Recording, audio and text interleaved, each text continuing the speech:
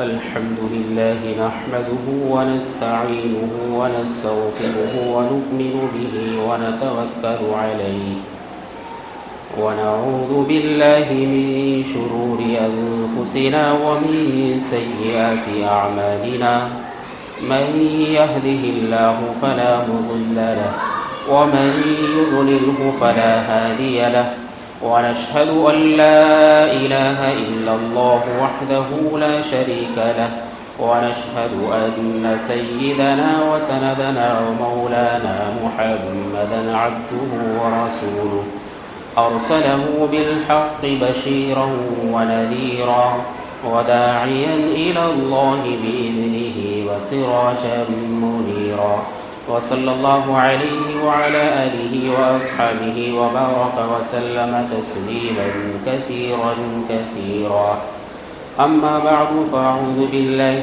من الشيطان الرجيم بسم الله الرحمن الرحيم وعاشروهن بالمعروف فإن كرهتموهن فعسى أن تكرهوا شيئا ويجعل الله فيه خيرا كثيرا وقال تعالى فمن ابتغى وراء ذلك فأولئك هم العادون قال النبي صلى الله عليه وسلم تنكح المرأة لأربع لمالها ولحسبها وجمالها ولدينها فاظفر بذات الدين تربت يداك صدق الله مولانا العظيم وصدق رسوله النبي الكريم ونحن على ذلك لمن الشاهدين والشاكرين والحمد لله رب العالمين. محترم بزرگوں دوستو، اللہ عز و جل کا بے انتہا کرم ہے، احسان ہے، شکر ہے. اللہ تبارک و تعالی نے ہمیں اپنے دربار عالی کے اندر آنے کی توفیق مرحمت فرمائی. اللہ عز و جل ہمارا نماز کے لیے آنا بے انتہا قبول فرمائے. پیارے بھائیوں، بزرگوں، دوستوں، حدیث مبارکہ جو آپ حضرات کی خدمت کے اندر پیش کی گئی، آقا علیہ الصلاۃ والسلام فرماتے ہیں تنکح المرأة لأربع، عورتوں سے جو نکاح کیا جاتا ہے وہ 4 چیزوں کی وجہ سے کیا جاتا ہے. لمالها، بعض مرتبہ مال کی وجہ سے نکاح کیا جاتا ہے کہ عورت مالدار ہے یا نہیں، اس کا بیک گراؤنڈ کتنا ہے، بینک بیلنس کتنا ہے. لمالها. اور کبھی وجمالها ولحسبها، حسب نسب کیسا ہے، اس کا جو نسب دیکھا جاتا ہے.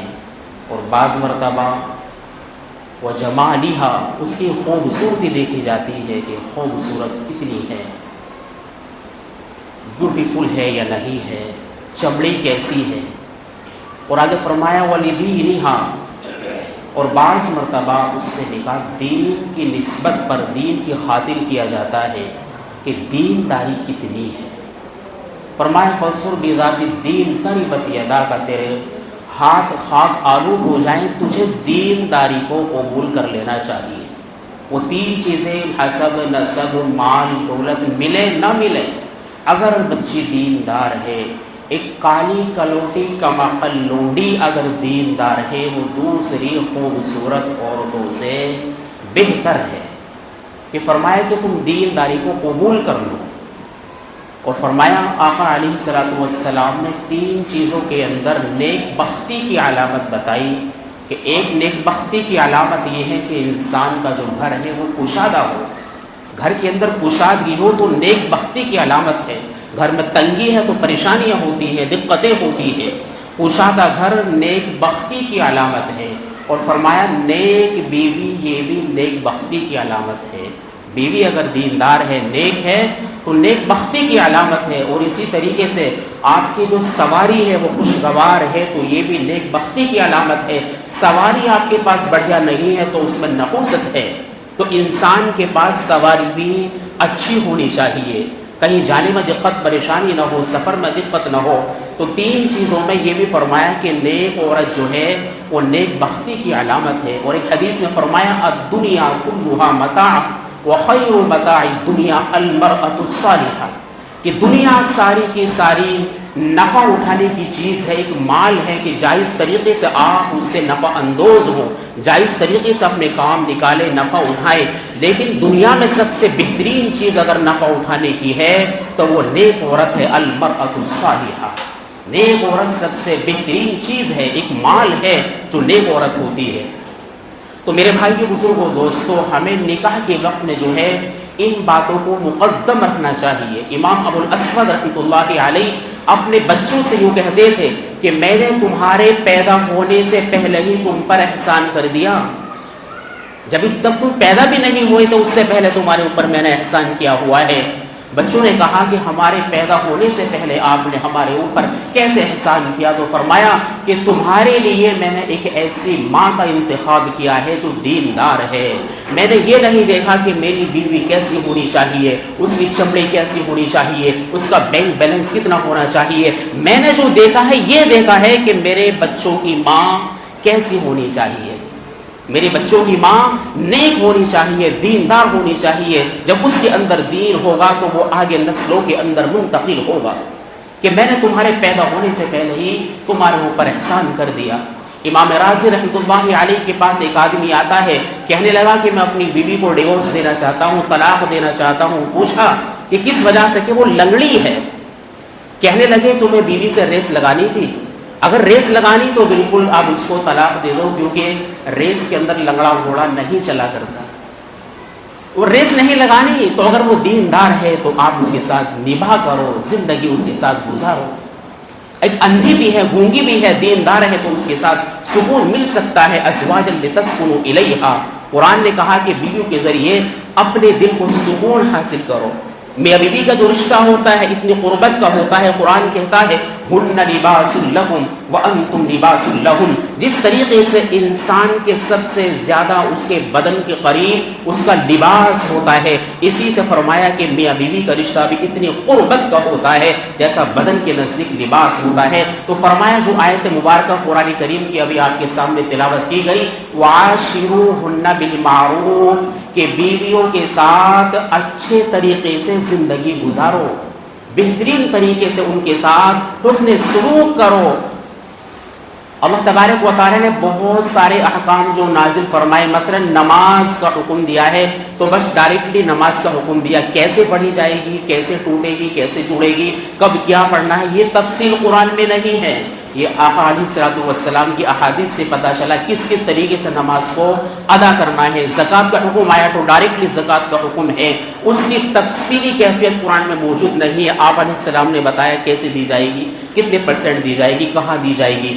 لیکن میاں بیوی کا جو رشتہ ہے اس کی تمام جزیات کو اللہ تبارک و تعالی نے کھول کھول کر بیان فرمائی ہے کہ ان کے ساتھ بہتر طریقے سے آپ زندگی گزارو. وعاشروہن بالمعروف، اور آگے فرمایا فإن کرہتموہن فعسى ان تکرہوا شیئا ویجعل اللہ فیہ خیرا کثیرا. یہ کہ جن سے تمہارا نکاح ہو گیا، ہو سکتا ہے تمہیں اس کی کوئی بات ناپسند ہو، اچھی نہ لگے، بھلی نہ لگے، اور تمہیں وہ پسند نہ آئے. تو فرمایا وَيَجْعَلَ اللَّهُ فِيهِ خَيْرًا كَثِيرًا، ہو سکتا ہے اللہ نے اس میں تمہارے لیے بڑی خیر اور منفعت رکھ دی ہو، کوئی فائدے کی چیز اللہ نے تمہارے اندر اس میں رکھ دی ہو، تمہیں اس کا اندازہ نہیں ہے. یہ بظاہر تمہیں اس کی چمڑے قبول نہیں ہے، یا کوئی عادت اس کی کوئی خوب تمہیں اچھی نہیں لگتی، لیکن فرمایا وَيَجْعَلَ اللَّهُ فِيهِ خَيْرًا كَثِيرًا، یہ ہو سکتا ہے اللہ نے تمہارے اندر تمہارے لیے اس میں بہت بڑی خیر رکھ دی ہو. حضرت مظہر مرزا جانے جانا رحمۃ اللہ علیہ بہت بڑے اللہ والے گزرے ہیں. اتنا اونچا ان کا مقام تھا کہ شاہ ولی اللہ محدث دہلوی یوں فرماتے ہیں کہ اللہ نے مجھے ایک ایسی کرامت اور ایسا جو ہے مقام عطا فرمایا ہے کہ میں پوری کائنات کو اپنی ہتھیلی پر دیکھ لیتا ہوں، کہ پوری کشف کے ذریعے پوری کائنات کو اپنی ہتھیلی پہ دیکھتا ہوں. اور جب میں اپنی ہتھیلی پہ دیکھتا ہوں تو سب سے بڑا بزرگ مجھے اگر کوئی نظر آتا ہے تو حضرت مرزا مظہر جانے جانا رحمۃ اللہ علیہ سے بڑا کوئی بزرگ نظر نہیں آتا. اتنے بڑے بزرگ تھے لیکن مزاج کے بڑے نفیس تھے، بڑی پاک اور جو ہے بالکل باریک طبیعت کے حامل تھے آپ۔ ایک بادشاہ کے یہاں گئے تو اس نے گھڑے کا جو ہے گلاس جو ہے اس کا جو ڈھکن ہوتا ہے پہلا رکھ دیا، تو آپ کے جو ہے سر میں درد ہو گیا، بستر پر سلبٹیں آ جاتی، سر میں درد ہو جاتا، اتنے باریک قسم کی طبیعت تھی۔ لیکن اللہ نے ان کو جو بیوی دی ہے وہ بڑی کوڑ مغز تھی، بڑی جو ہے یعنی کہ بہت زیادہ ان کو اس سے تکلیف پہنچتی تھی، بد زبان کرتی تھی، بد زبانی تھی۔ ایک مرتبہ کوئی مرید ان سے ملنے کے لیے آیا تو گھر پر وہ موجود نہیں تھے، بیوی نے بہت زیادہ اس کو ڈانٹا، یہاں نہیں ہے، ہمیں نہیں پتا کہاں گئے ہیں، ہم اس کو لکھ کر دے کر گئے ہیں۔ وہ مرید خود ہی تلاش کرتا ہوا کسی جنگل کے اندر دیکھا کہ حضرت مظہر مرزا جانے جانا رحمۃ اللہ علیہ شیر کی سواری کر کے آ رہے ہیں، شیر ان کو ڈراپ کر رہا ہے۔ مرید کہنے لگا کہ حضرت آپ کا اتنا اعلیٰ مقام کہ شیر آپ کو سواری کرا رہا ہے اور گھر کے اندر آپ نے کسے پالا ہوا ہے؟ تو کہنے لگے کہ یہ تمام جو مقام مجھے ملے ہیں کہ شیر مجھے سواری کرا رہا ہے، یہ اسی بیوی کی برکت سے ملے ہیں۔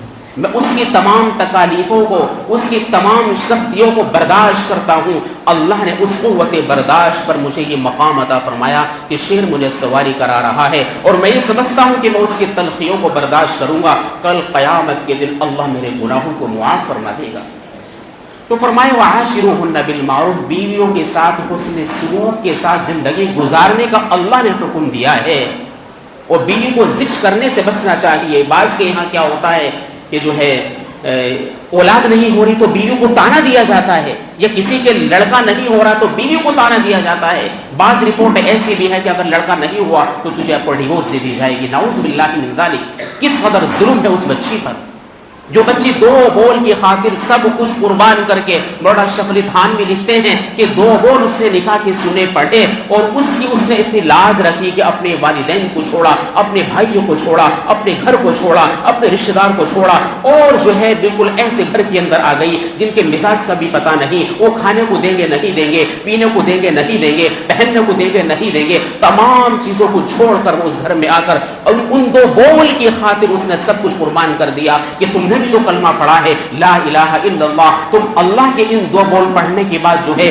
تمام بری باتوں کو کیوں نہیں چھوڑ دیتے، تم رشوت کو لینا کیوں نہیں چھوڑ دیتے، تم جو ہے دوسروں کا حق دبانا کیوں نہیں چھوڑ دیتے، تم بیوی کے ساتھ اچھائی کا سلوک کیوں نہیں کرتے، تم بھی تو دو بول جو اللہ نے تمہیں پڑھائے ہیں لا الہ الا اللہ کے، تو اس کا لاز رکھنا چاہیے کہ اللہ ہم سے کیا چاہتا ہے۔ ایک بیوی تمہارے ذمہ بندی ہے، اللہ نے تم سے اس کو باندھا ہے، کل قیامت کے دن تم سے اس کا سوال بھی ہوگا کہ تم نے اس کے ساتھ کیسے زندگی گزاری، کیونکہ اللہ کہہ رہا ہے وعاشروہن بالمعروف، بیویوں کے ساتھ اچھے سلوک کے ساتھ زندگی گزارو۔ کوئی آدمی تم سے یہ کہے کہ یہ آدمی ہے ہم تمہارے یہاں کام کرے گا، اس کا خیال کرنا، وہ سفارش لگا رہا ہے، تم اس کی سفارش کا اتنا خیال کرتے ہو کہ اسے پریشان نہیں کرتے کہ فلاں جگہ سے سفارش آئی ہوئی ہے، لیکن اللہ ایک بندی کی سفارش لگا رہا ہے، تم اس کی سفارش کا کوئی خیال نہیں کرتے۔ اللہ کہہ رہا ہے سفارش لگا رہا ہے اللہ کہ تم اس کے ساتھ بہتر طریقے سے زندگی گزارو، اور تمہیں اللہ کی سفارش کا کوئی خیال نہیں ہے۔ تو میرے بھائی بزرگوں دوستو، بیویوں کے جو ہے ان کا حق مہر بھی دینا چاہیے۔ ہمارے معاشرے کے اندر یہ وبا عام ہے کہ بیویوں کو ان کا مہر نہیں دیا جاتا، بعض لوگ معاف کرا لیتے ہیں۔ معاف کرانے کی یہ شکل نہیں ہوتی کہ بس معاف کر دو۔ حضرت عبد الواحد قریشی صاحب دامت برکاتہ عالیہ پاکستان کے بہت بڑے عالم کہتے ہیں کہ بیوی کا جو حق مہر ہے اپنے ہاتھ میں لے کر اس کے ہاتھ میں رکھ دیا جائے، اور اس سے کہا جائے کہ یہ تمہارا حق ہے، اسے نہ تو میں لے سکتا ہوں نہ میرے والدین لے سکتے ہیں، تم سے اس حق کو کوئی نہیں چھین سکتا، یہ تمہارا حق ہے، تم چاہو اسے خرچ کرو، تم چاہو کسی کو دے دو، تم کچھ بھی کرو، کسی کا اس میں کوئی مطالبہ نہیں ہے۔ تو بیوی اس کو خوشی سے لے لے، اور اس کے بعد اگر اپنی خوشی سے تمہیں ریٹرن دے، تب تم سمجھیں گے کہ ہاں اس نے معاف کر دیا ہے۔ تو کسی نے جب ان سے معلوم کیا مولانا سے، تو وہ کہنے لگے اگر ایسے وضاحت سے اس کو سمجھائیں گے تو کبھی واپس نہیں دے گی۔ ارے وہ تو بیوی کا حق ہے، زندگی میں رہتے ہوئے اس کو مہر دینا چاہیے۔ ہم لوگ جو ہے مہر نہیں دیتے، شاید یعنی کہ بڑھاپا آ جاتا ہے، پوتی پوتاؤں کے ہو جاتے ہیں، لیکن بیوی کا حق مہر اس کو نہیں ملا کرتا۔ میرے بھائی بزرگوں دوستو، کوئی کسی شوہر کا انتقال ہو جائے اور اس نے مہر نہ دیا ہو تو اس کے مال وراثت میں سے پہلے بیوی کا مہر دیا جائے گا، بعد میں وراثت تقسیم کی جائے گی۔ اسی طریقے سے بچیوں کو ان کا جو ہے وراثت میں جو حصہ ہے وہ بھی دیا جانا چاہیے، یہ بھی ضروری ہے۔ ہم لوگ یہ سمجھتے ہیں کہ نکاح کر دیا، شادی کے اندر بہت سارا جہیز دے دیا، وہ حق ہم سے ادا ہو، نہیں، ایسے ادا نہیں ہوتا۔ من اخذ شربا من الارض، فرمایا کس نے جو ہے کسی کا ایک بارش بھر زمین ظلم سے لی ہے، یعنی کہ والدین کی وراثت میں اس کی پراپرٹی میں اس کا حصہ تھا، اور اگر بھائی جو نے ایک شربا من الارض یعنی کہ یہ 9 انچ کی بارش ہوتی ہے اتنا حصہ اگر کسی نے ظلم سے لیا، کسی بہن کا حق کھایا، قیامت کے دن 7 زمینوں کو توق بنا کر اس کے گلے میں ڈال دیا جائے گا۔ تو بیویوں کو جو ہے لڑکیوں کو ان کا حصہ بھی دینا چاہیے۔ اسی طریقے سے میرے بھائی بزرگوں دوستوں، جو حدیثیں آپ کے سامنے پڑھی گئی ہیں، اور اس میں ایک حدیث یہ بھی ہے کہ نکاح کرنے میں جو ہے سادگی کا خیال کرنا چاہیے۔ ان اعظم النکاح برکۃ ایسرہ معونہ، معونہ کے جو ہے سب سے برکت والا نکاح وہ ہوتا ہے جس کے اندر سادگی کے ساتھ آپ جو ہے کام انجام دیں، اور جتنا زیادہ اس کے اندر فضول خرچی ہوگی، رسومات ہوگی، اتنا ہی اس کے اندر بے برکتی آئے گی۔ تو ہمیں بچوں کے نکاح کرتے وقت اس بات کا جو ہے خیال کرنا چاہیے کہ سب سے زیادہ ہمیں دینداری کو فوکس کرنا چاہیے، کہ دین کے ساتھ دیگر چیزیں آ رہی ہیں تو الحمدللہ، لیکن ایک دینداری بچی کو مال و دولت نہ ہونے کی وجہ سے اس کو ریجیکٹ نہیں کرنا چاہیے۔ میرے بھائی بزرگوں دوستوں، اور اپنی بیویوں کے ساتھ حسن سلوک کے ساتھ زندگی گزارو، ان کی غلطیوں کو نظر انداز کرو۔ ایک آدمی کی بیوی سے بہت بڑی غلطی ہو جاتی ہے، چاہتا تو اس کو سزا دیتا، چاہتا تو اس کو ڈیورس دے دیتا، لیکن اس نے اللہ کی بندی سمجھ کر معاف کر دیا۔ حضرت خان نے لکھا ہے کہ کچھ دن بعد اس آدمی کا انتقال ہو جاتا ہے، تو کسی نے خواب میں دیکھا کیا بنا کہ اللہ نے مجھے معاف فرما دیا۔ کہ کیا وجہ ہوئی کہ اللہ نے کہا تو نے ہماری بندی کو ہماری بندی سمجھ کر معاف کر دیا تھا، ہم نے تجھے اپنا بندہ سمجھ کر معاف کر دیا۔ تو بڑے لوگ وہ نہیں ہوتے جو بڑے بڑے گھروں کے اندر رہتے ہیں، بڑے لوگ وہ ہوتے ہیں بھلے ہی چھوٹے گھروں کے اندر ہو لیکن دوسری کی غلطیوں کو نظر انداز کر دیتے ہیں، معاف کر دیتے ہیں۔ چھوٹے لوگ وہ نہیں ہوتے جو چھوٹے گھروں میں رہتے ہیں، چھوٹے لوگ وہ ہوتے ہیں جو ذرا ذرا سی باتوں کا بتنگڑ بنایا کرتے ہیں، ان کو جو اچھالا کرتے ہیں، یہ چھوٹے لوگ ہونے کی علامت ہوتی ہے۔ تو ہمیں اپنے ظرف کو بڑا کرنا چاہیے اور اپنے دل کے برتن کو وسیع کرنا چاہیے۔ ہزاروں غم دل کے اندر سما لینے چاہیے، ہمارے دل سے جو ہے کسی کی برائی نہ نکلے، کسی کی غیبت نکلے، کسی کو حسد کی نگاہ سے نہ دیکھیں۔ یہ تمام چیزیں روحانی جو امراض ہیں ان کو دلوں سے نکالیں۔ وعاشروہن بالمعروف، اور بیوی کے ساتھ حسن سلوک کے ساتھ زندگی گزارنی چاہیے۔ ایک بات تم کو ناپسند ہوگی تو انشاءاللہ بہت ساری چیزیں ایسی ہوں گی جو تمہیں اس کے اندر پسند ہوں گی۔ ہمیں اچھائی پر نگاہ کرنی چاہیے، خامیوں کو نظر انداز کر دینا چاہیے۔ اللہ تبارک و تعالی کی سننے سے زیادہ نیک اعمال کی توفیق مرحمت فرمائے۔ وآخر دعوانا الحمدللہ رب العالمین۔